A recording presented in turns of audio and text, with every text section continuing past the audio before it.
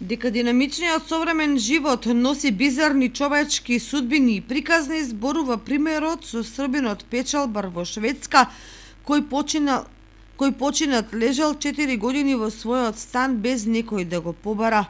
Дали и колку спечалил и што оставил зад себе, не се соопштува. Точно 3 години, 8 месеци и 8 дена, известниот Бранимир Тешановик лежал мртов во својот стан во Стокхолм, без никој да забележи дека го нема. Ни роднини, ни пријатели, ни соседи. Телото на 78 годишниот осаменик било најдено од страна на соседка, а внатре светилката и радиото биле вклучени. Соседите се посомневале дека нешто чудно се случува со Бранислав откако поштата во неговото сандаче почнало да се трупа.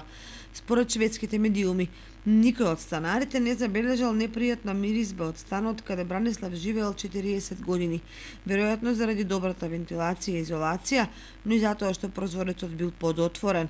Полицијата соопштила дека се работи за маж со југословенско потекло и дека со недели не можат да стапат во контакт со неговите роднини. По сите административни формалности бил организиран службен погреб, но со протестантски свештеник. Дури по погребот, шведската полиција успеала да стапе во контакт со известна Бранојка Стевановик, која му била сестра на Бранислав. И потоа се дознало дека тие двајца целосно загубиле контакт откако незиниот брат се преселил во Шведска во 60-тите години на минатиот век.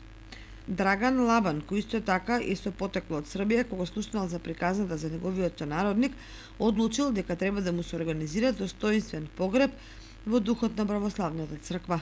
Тој стапил во контакт со семејството на Тешановик и добил дозвола да му организира нов православен погреб на неговиот сонародник со обележја. Приказната за Тешановик се пренесува во сите шведски медиуми, а е снимен и документарен филм со цел да се обрне внимание на осамениот живот што го живеат швеѓаните, особено иселениците, кои доаѓаат во земјата во потрага по нови можности, а завршуваат целосно сами без никој никаде.